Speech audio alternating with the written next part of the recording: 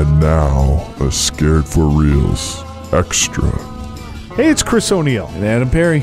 All right, rewinding back once again to the magical year of 1934. Yes, you had Universal monster films, but you also had a guy who would take America and Universal Studios on his own right later on in his career. Alfred Hitchcock. Took it by storm. Took it by more than storm. But yeah, this was probably the first Hitchcock movie where you have his conventional humor, his thrills, his melodrama all meshed together perfectly. Guillermo del Toro, who wrote a book about Hitchcock, noted that The Man Who Knew Too Much was the very first quote-unquote Hitchcock movie. I kind of disagree at first real Hitchcock movie. The Lodger, I think, was the first one where you really saw Hitchcock's thrill element come into play big time. But this is the movie where he meshed all of those things together perfectly. So, yes, he would go on to remake in 1956, same title, kind of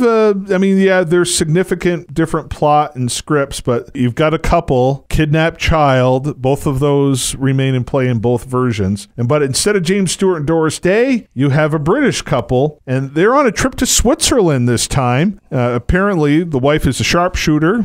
She's in this clay pigeon shooting contest. Now, Jill reaches the finals, but loses to the male sharpshooter named Raymond Levine. The reason I bring up his name, he'll play a relevant role later on in the movie. Apparently, she got distracted by a chiming watch belonging to Mr. Abbott, who's brilliantly portrayed here by Peter Lorre. Later that evening, one of the guys she befriended is this charmer named Frenchman Louis Bernard. He is actually shot as she's dancing with him. Now, this is very interesting balance of comedy and suspense, because Jill's husband, Bob, is, I don't know if he's kind of jealous, but he plays a trick on them both, because there's being sewn this little sweater or shirt of some kind. It gets unwoven because Bob places it on Louis Bernard's dress coat, and it kind of tangles everyone up while they're dancing. They're tripping over it. They get tangled up in it. It's actually very hilarious. But as everyone gets tied up, boom, Louis Bernard gets shot.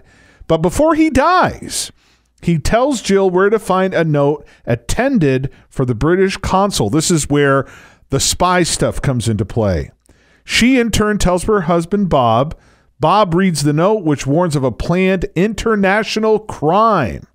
Now, the criminals involved in the shooting, they see all of this going on. They see Louis Bernard talking with Jill, passing information to the husband, so they know that they're both involved. So the criminals involved in this shooting, and Raymond Levine is involved, Abbott is involved.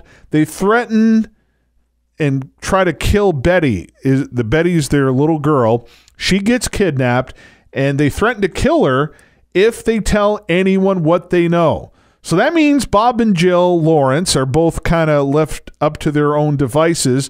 They can't seek help from the police, so they both return to England, where they discover that the group led by Abbott have hired Ramon to shoot a European head of state during a concert at the Royal Albert Hall. Very prominent place. One of my favorite bands, Emerson, Lake and Palmer, played there. I mean, so many people, famous musicians, play there.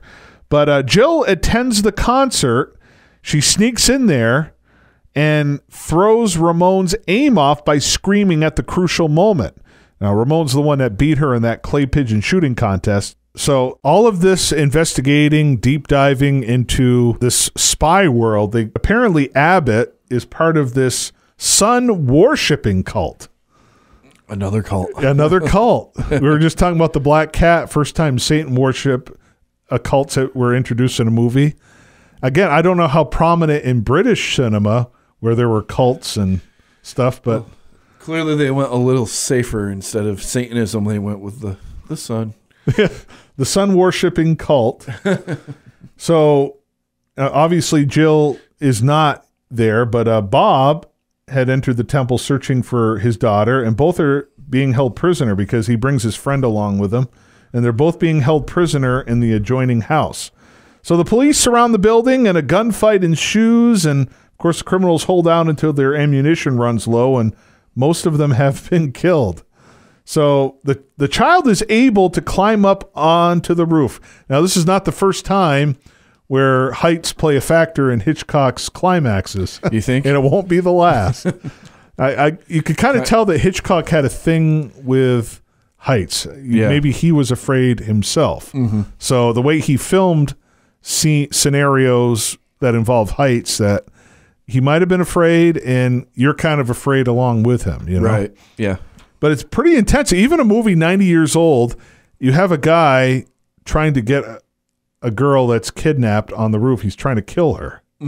And even now when you watch that movie, it's still kind of, wow. Yeah. It really is. So a police marksman doesn't dare shoot at the guy because, well, you know, I don't want to hit the child. But Jill would have probably won that shooting contest if she wasn't distracted by her daughter or the charming guy that turns out to be a spy. So she actually aims, fires, gets the guy. Kill. Yeah. So, I mean, I'm reading this plot. It doesn't sound like it's like a huge thing, but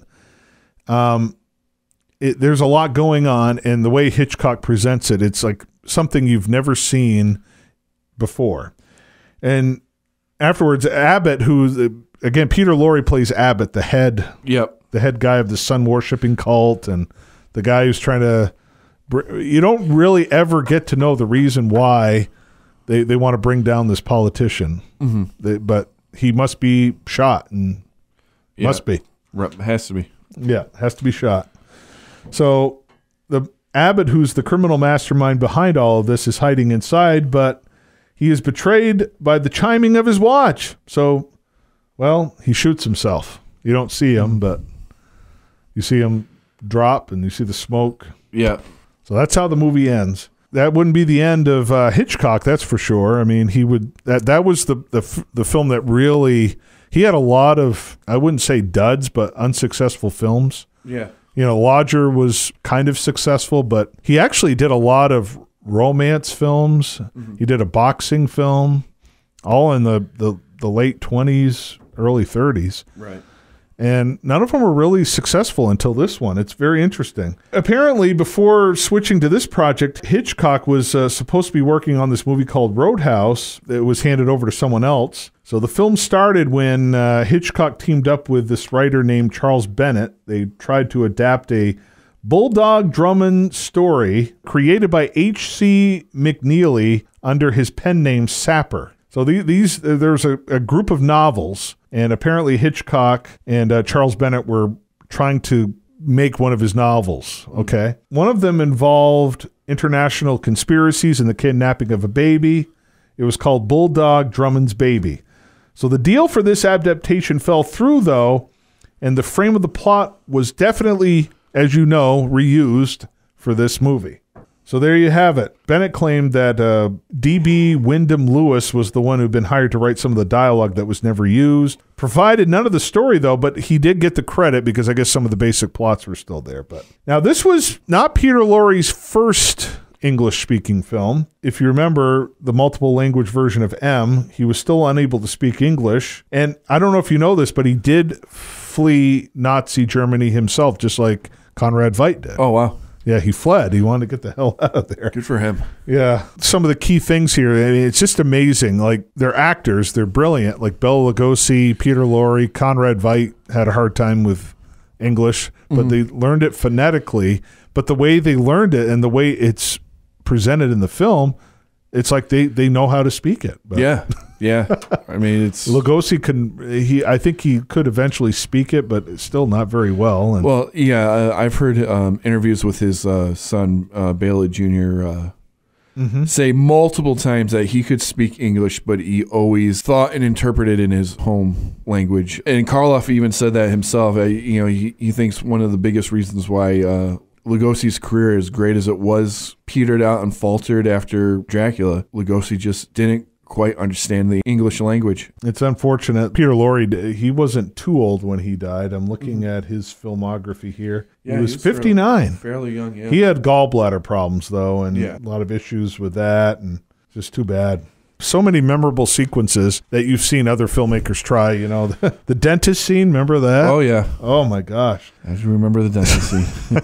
It was funny, though. Yeah. It's a scene that it builds a lot of suspense, but at the same time, there's a lot of humor in it, too. Right. The amazing mesh of thrills and laughs in a Hitchcock movie. This was the first one where he did it. I'm trying to understand the reason why, but I don't know if you've ever listened to the Truffaut Hitchcock interviews. It was like a huge book-length interview. Truffaut's assertion that aspects of the remake were by far superior. Hitchcock replied, "Let's say the first version is the work of a talented amateur and the second was made by a professional." Wow. I have a hard time comparing Hitchcock movies. A lesser Hitchcock film is still like a great movie for somebody else, I think, anyways. A lot of the critics have concluded that Hitchcock's statement should not be taken at face value.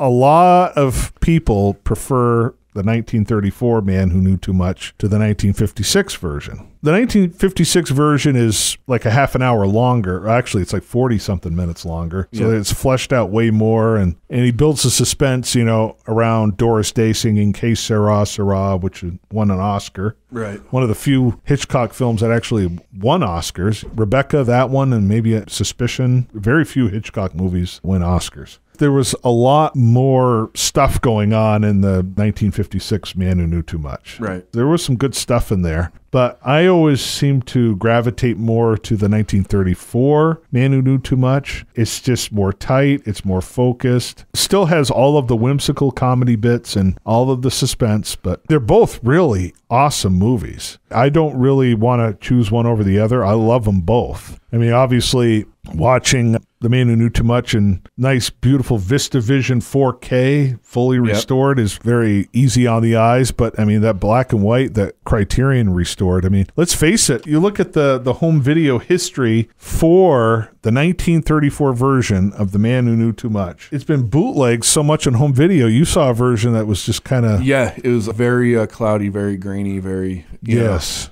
Interesting. Various licenses, restored releases have appeared on DVD, Blu-ray, and video on demand, mainly in the UK. Criterion, though, really cleaned it up quite a bit. It looks really beautiful on Blu-ray. They haven't released that one on 4K, but it's like, you know, it looks gorgeous. You don't need 4K for everything. Right. It's great that time has been very kind to Hitchcock films because most of them were not treated that well at the time. That's kind of the feeling as I was watching it, you know, and for his early in his career, you could really tell by the way the movie flowed, the way the camera, you know, angles were, you could tell what was to come.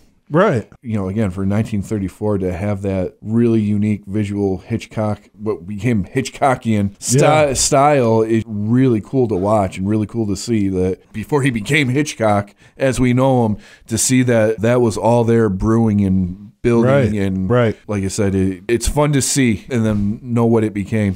I still think it's a masterpiece. That 1934 Man Who Knew Too Much is a masterpiece, in my opinion. It's 75 minutes. He doesn't waste 1 second. Actually, none of his movies. I've never seen Hitchcock movie where it's like, yeah, that could have been cut out. I've never said that about Hitchcock. But again, that goes back to my point. You could really tell that this was like the first version of the Hitchcock style. I think it's the second one because, again, I go back to The Lodger, which he did in 1927. It's got all of the, first off, the wrong man motif that would reappear countless times. Even in The Man Who Knew Too Much, both versions, the wrong man. Right. This is the wrong guy. That's a common thing. Even one of his movies is called The Wrong Man, with Henry Fonda in the 50s. You know, North by Northwest. It was just so many times where you have a movie where it's the wrong man. Again, that's The Lodger.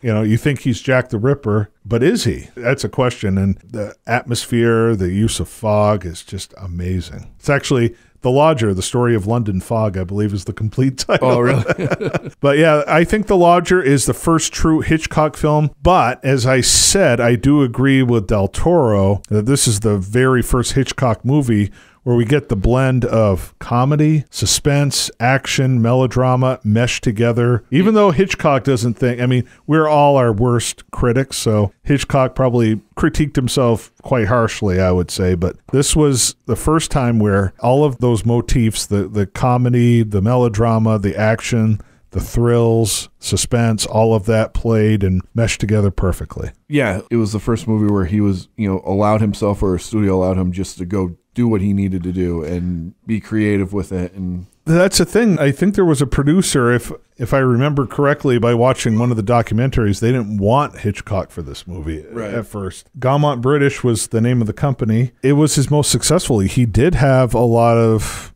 not so successful movies before this. And after this, you had the 39 Steps, another Wrong Man movie. Right. And that one we will talk about at some point soon. But yeah, you got the 39 Steps that would follow. Then you would have The Lady Vanishes, and boom, off to America, working with Selznick, having I wouldn't say Selznick was like Harvey Weinstein of today, because I don't think at least it wasn't discovered that he did all the things Harvey Weinstein did. But Hitchcock had a very difficult time working with him on Rebecca. It was a very bittersweet thing at the Academy Awards when Rebecca came out. Hitchcock lost Best Director, but Best Picture went to Rebecca. Selznick got the credit for Best Picture. The producers always get credit for Best Picture. Selznick won the Oscar. Hitchcock did not. I think he did one other movie with him, and that was that.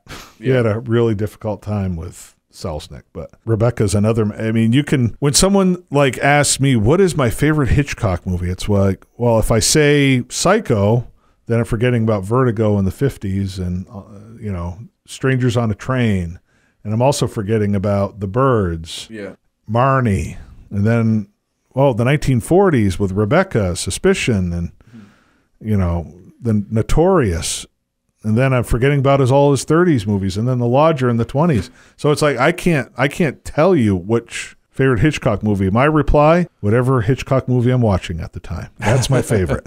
Right now, it's The Man Who Knew Too Much, 1934. Really hard to find on any streaming platforms. I don't know if the Criterion Channel will have it. It's worth looking into. Just pick up the Blu-ray. They have twice a year, actually, technically 4 times a year, where you can get Criterion movies half off. They have their own in either October or February or March, and then you can, Barnes & Noble has their Criterion half off sales in July and November. So there's no excuse, Adam. Get all of Hitchcock's movies on Criterion. They're a good chunk of his significant British films, plus The Lodger's on there too. So The Man Who Knew Too Much, 90 years old this year. Great stuff. I can keep talking about Hitchcock, but I'm going to let you watch it for yourself. And if you've already watched it, you want some feedback, feel free to comment. If you want us to discuss Hitchcock even further, let us know. You can reach out to us here on YouTube, but also through Instagram, Facebook, and also Twitter X.